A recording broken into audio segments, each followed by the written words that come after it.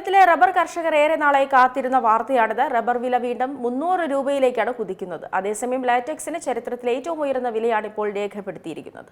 Open മാർക്കറ്റിൽ ലാറ്റക്സിന്റെ spot വില കിലോഗ്രാമിന് 298 രൂപ വരെ എത്തിയിരിക്കുകയാണ്. ഗ്ലൗസ് നിർമ്മാണ കമ്പനികളുടെയും മെഡിക്കൽ ഉൽപ്പന്ന മേഖലകളുടെയും വർദ്ധിച്ച ആവശ്യകതയാണ് ഈ മുന്നേറ്റത്തിന്റെ പ്രധാന കാരണം. ഇതിനൊപ്പം വിപണിയിലെ ചരക്ക് ദൗർലഭ്യവും വില ഉയർത്തുന്നു. മറ്റൊരു പ്രധാന കാരണമാണ് പശ്ചിമേഷ്യയിലെ സംഘർഷാവസ്ഥ. കടൽമാർഗമുള്ള ചരക്ക് നീക്കം പല സ്ഥലങ്ങളിലും തടസ്സപ്പെട്ടതോടെ വിദേശ രാജ്യങ്ങളിൽ നിന്നും ലാറ്റക്സ് ഇറക്കുമതി കുറയുകയും ആഭ്യന്തര വിപണിയിലെ ആവശ്യകത വർദ്ധിക്കുകയും ചെയ്തു. ഏറെ രസകരമായ കാര്യമെന്നാൽ ആഭ്യന്തര വിപണി മുന്നേറുമ്പോൾ അന്താരാഷ്ട്ര വിപണിയിൽ റബ്ബർ വില ഏറെ സമ്മർദ്ദത്തിലാണ്. ബാങ്കോക്ക് മാർക്കറ്റിൽ RSS 4 ഗ്രേഡ് റബ്ബറിന്റെ വില താഴ്ന്നെങ്കിലും കേരളത്തിലെ കോട്ടയം, കൊച്ചി വിപണികളിൽ വില ഉയർന്ന നിലയിലാണ് തുടരുന്നത്.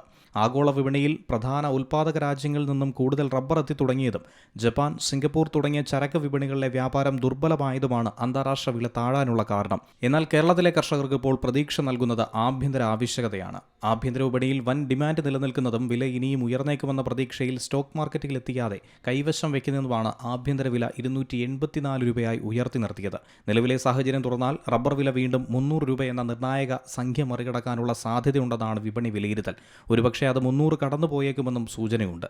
അതുകൊണ്ട് തന്നെ ഇനിയുള്ള ദിവസങ്ങളിലെ വിപണി ചലനങ്ങളിലേക്കാണ് റബ്ബർ കർഷകരുടെ കണ്ണുകൾ.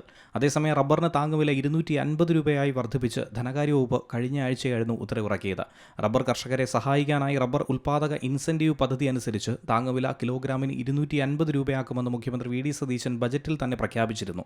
ഉൽപ്പാദന ചെലവ് വർദ്ധിച്ച സാഹചര്യത്തിൽ റബ്ബറിന്റെ താങ്ങുവില വർദ്ധിപ്പിക്കണമെന്ന് കർഷകരും റബ്ബർ ഉൽപ്പാദക സംഘങ്ങളും ജനപ്രതിനിധികളും നിരന്തരം ആവശ്യപ്പെട്ടിരുന്നു.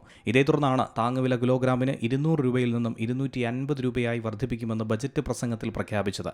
ജൂലൈ 3 മുതലുള്ള ബില്ലുകൾക്ക് പുതിയ താങ്ങുവില ബാധകമാകുമെന്നും പ്രത്യേകം എടുത്തു പറഞ്ഞിരുന്നു. Business desk, Zee Malayalam news. ഏറ്റവും പുതിയ വാർത്തകളും വിശേഷങ്ങളും വിരൽത്തുമ്പിലറിയാൻ സീ മലയാളം ന്യൂസ് എല്ലാ ഡിജിറ്റൽ പ്ലാറ്റ്ഫോമുകളിലും ലഭ്യം.